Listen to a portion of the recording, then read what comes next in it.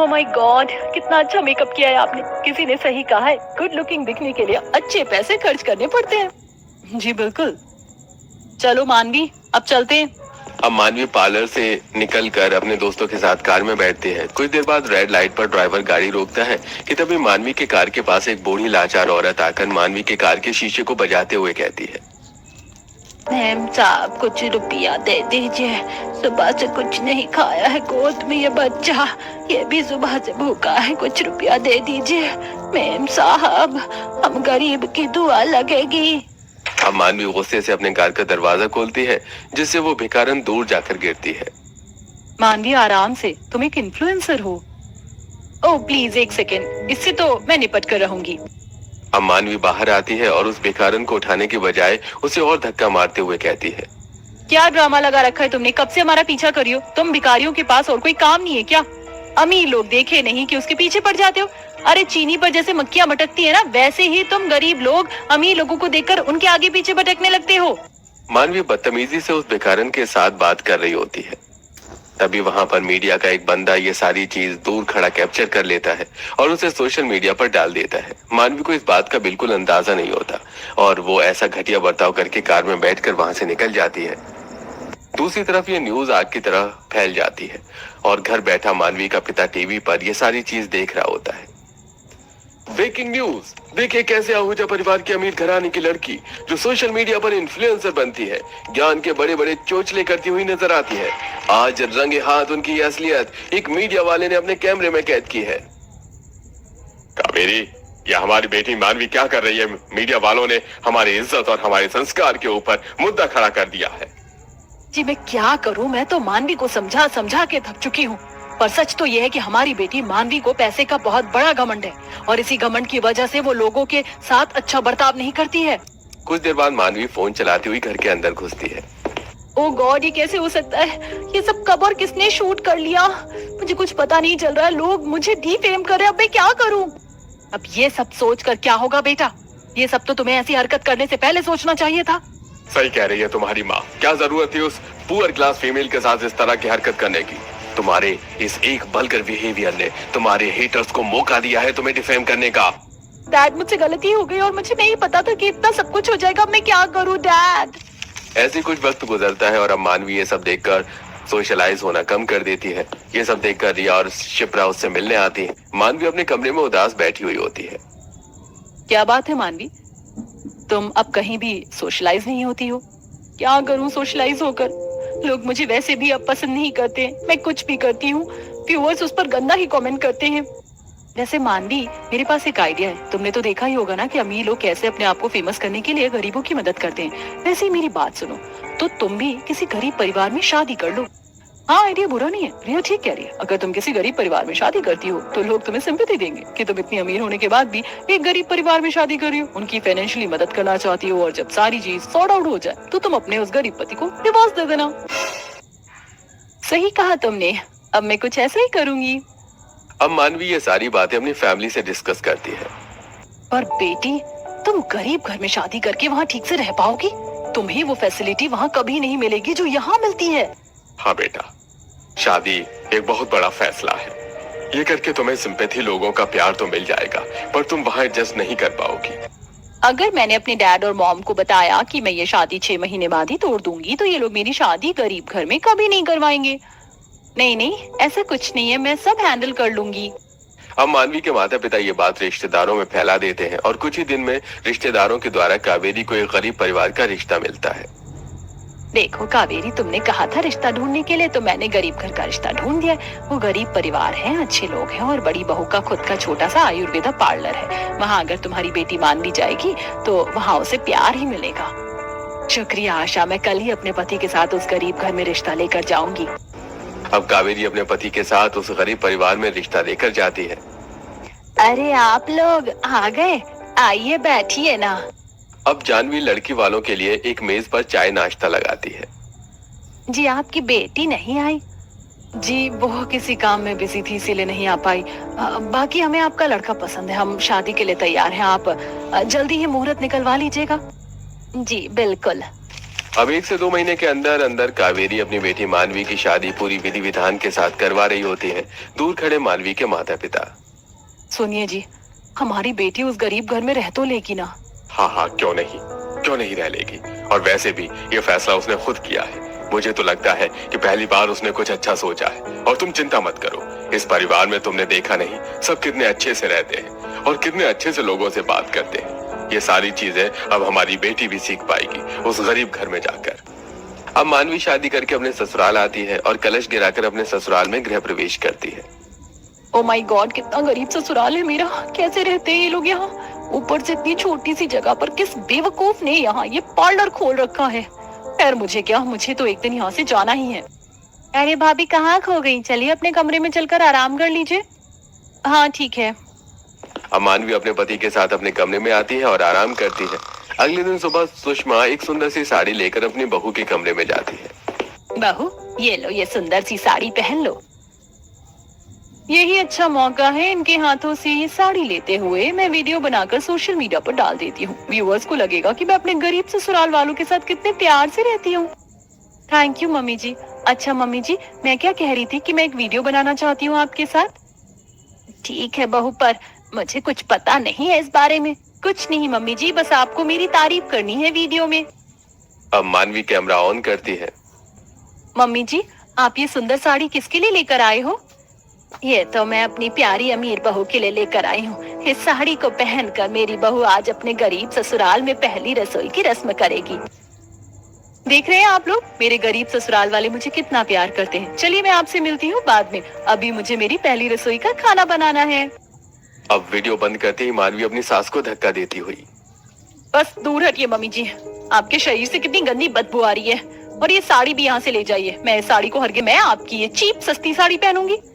अरे बहू अभी तो तूने, हाँ ज्यादा चौंकिए मत, वो सब एक दिखावा था, समाज के आगे झूठा ढोंग। चलिए अब जाइए यहाँ से। इसी तरह अगले दिन सुषमा जानवी अपनी नंद के साथ एक हॉल में अपने छोटे से पार्लर में कस्टमर को हैंडल कर रही होती है। वहीं दूसरी तरफ मानवी अपने कमरे में सोशल मीडिया पर वीडियो बना रही होती है। मेरा चेहरा दिन पर दिन खराब होता जा रहा है। मैंने आपकी आयुर्वेद पार्लर के बारे में बहुत सुना है, अब आप ही मेरी हेल्प कीजिए। हाँ बिल्कुल सही जगह आई हैं। अब मेरी भाभी एक आयुर्वेदिक तरीके से आपके इस प्रॉब्लम को जड़ से ठीक कर देंगी। हाँ मेरी यही कोशिश रहेगी। आप रुकिए, मैं अभी अपने आयुर्वेदिक प्रोडक्ट्स कमरे में लेकर आती हूँ। जानवी जैसे ही कमरे का दरवाजा खोलती है, दरवाजे की तरफ लगा कैमरा जमीन पर गिर जाता है। माफ करिएगा देवरानी जी, मुझे पता नहीं था कि यहाँ कैमरा लगा हुआ है। अरे जब आपको पता ही नहीं था कि कमरे के अंदर क्या हो रहा है, तो आप एटलीस्ट कमरा नॉक करके तो आ सकती थी ना। आपकी वजह से मेरी सारी वीडियो खराब हो गई। आखिर आई क्यों है आप यहाँ? वो देवरानी जी, दरअसल पार्लर का आधा सामान इसी कमरे में रखा हुआ है, मैं वही लेने आई थी। अच्छा, तो आपका आधा बवाल उस पार्लर का यहाँ रखा हुआ है। रुकिए, मैं आज ही इस बवाल को खत्म कर देती हूँ।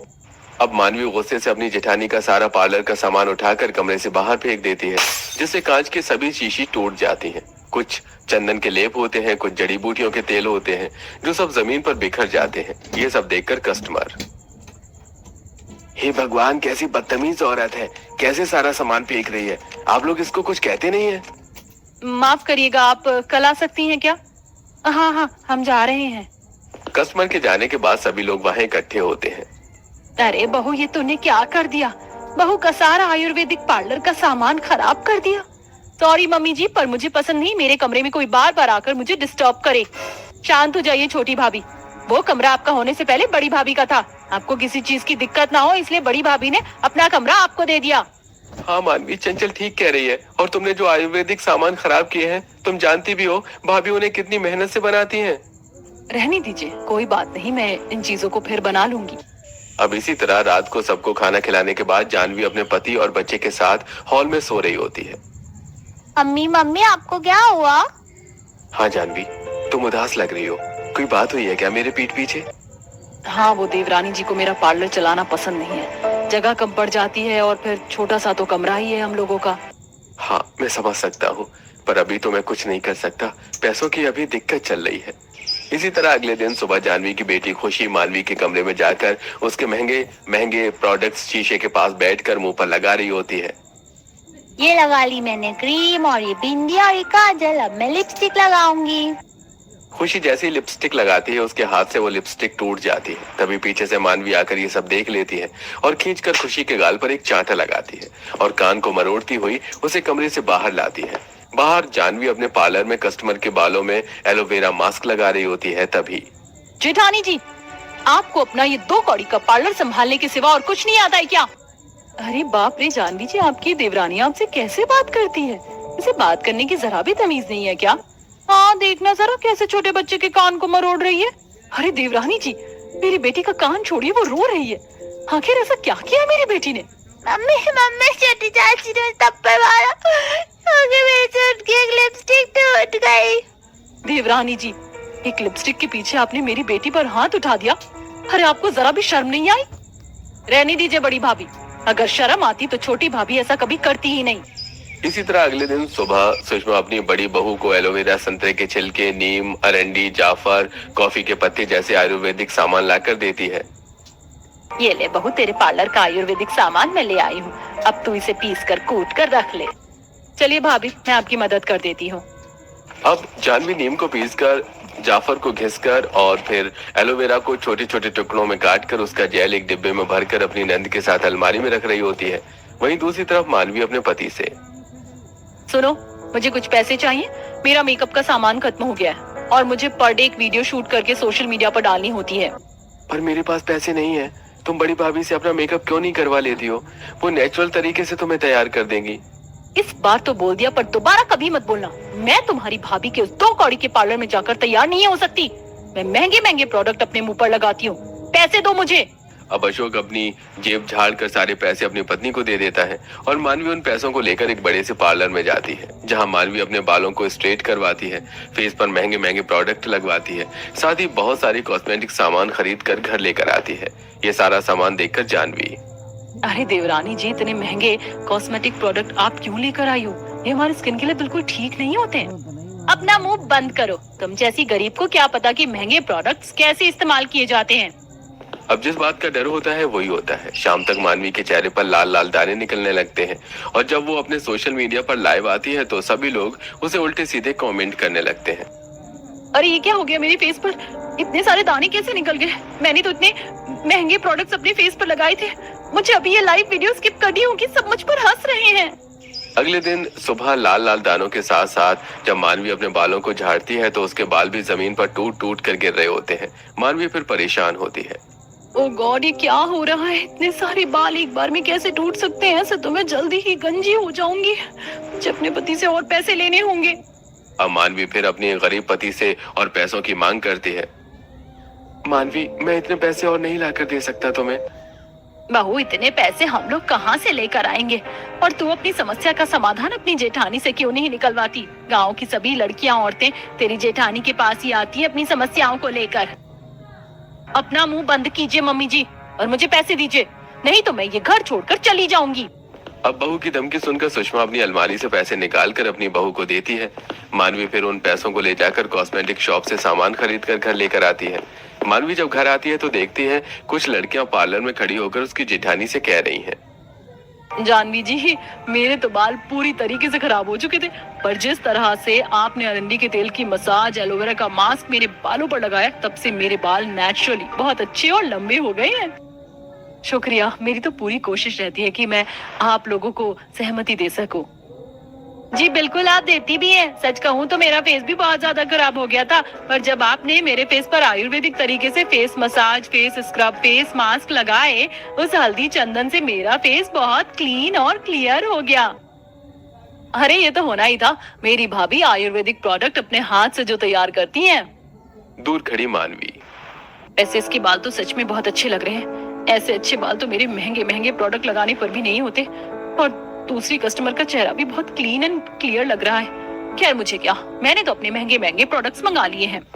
अब मानवी अपने कमरे में आकर महंगे प्रोडक्ट्स अपने फेस पर, बालों पर लगाने लगती है और देखते ही देखते मानवी का बाल और चेहरा पूरी तरीके से खराब हो जाता है। ये सब देखकर मानवी की जेठानी, सुनिए देवरानी जी, आपके चेहरे और बालों की स्थिति बहुत खराब हो रही है। आप एक बार मेरी आयुर्वेदिक नुस्खे अपना लीजिए, इससे आपके बालों और आपके चेहरे पर बहुत असर होगा। हाँ बहू, देख तेरे बाल कितने कम हो गए। समय से पहले गंजी लग रही है। मुंह पर भी इतने दाने हो गए कि चेहरा साफ दिख ही नहीं रहा है। हाँ माँ सही कह रही है। एक बार तुम बड़ी भाभी का प्रोडक्ट लगाकर तो देखो। ठीक है जेठानी जी, मैं तैयार हूँ आपका आयुर्वेदिक ट्रीटमेंट लेने के लिए।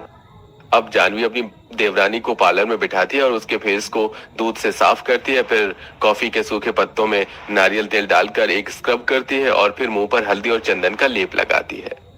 गॉड ओ गॉड, ये क्या तिकड़मबाजी तुम कर रही हो मेरे फेस पर। अगर मेरे फेस पर कुछ भी हुआ ना, देखना मुझसे बुरा कोई नहीं होगा। मेरा विश्वास कीजिए देवरानी जी, आपके चेहरे पर कुछ नहीं होगा। लाइए, जब तक आपके चेहरे पर मास्क है तब तक मैं आपके बालों के ऊपर अरंडी के तेल से मालिश कर देती हूँ। उसके बाद मैं इसके ऊपर एलोवेरा मास्क लगा दूंगी। अब जानवी बालों के ऊपर अरंडी के तेल से मालिश करती है, उसके बाद एलोवेरा का जेल निकालकर बालों पर एक मास्क जूड़ा बना देती है। छी, कितनी गंदी बदबू आ रही है आपके इस आयुर्वेदिक प्रोडक्ट में। ये पक्का सेफ तो है ना? सोच लीजिए, अगर मेरे चेहरे और बालों पर कुछ भी हुआ होगा ना तो मैं आपके ऊपर केस कर दूंगी। हाँ बिल्कुल कर दीजिएगा, पर अभी कुछ घंटों आप ऐसे ही रहो, फिर मैं इसे धो दूंगी। अब कुछ घंटे बाद जानवी अपनी देवरानी के चेहरे को साफ करती है, फिर बालों को धोती है और पहले ही दिन मानवी को 50% असर नजर आता है। इसी तरह जानवी 2 से 3 दिन तक लगातार अपनी देवरानी के बालों और चेहरों पर आयुर्वेदिक नुस्खे का इस्तेमाल करती है, जिससे उसके बाल और चेहरे पहले की तरह सुंदर हो जाते हैं। जो ये देख। ओ गॉड, मेरी जेठानी के इस आयुर्वेदिक नुस्खे ने तो सच में मेरे चेहरे और बालों को पहले से कहीं ज्यादा खूबसूरत कर दिया है।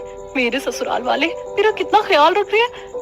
मैं तो इस घर को 6 महीने बाद छोड़कर जाने वाली थी, पर सच कहूँ तो मुझे अब इनसे बहुत लगाव हो गया है। मैं अब इन्हें छोड़कर नहीं जाऊंगी, और अब जब मेरी जेठानी ने मेरे लिए इतना किया है तो अब मैं भी उनके लिए कुछ करूंगी।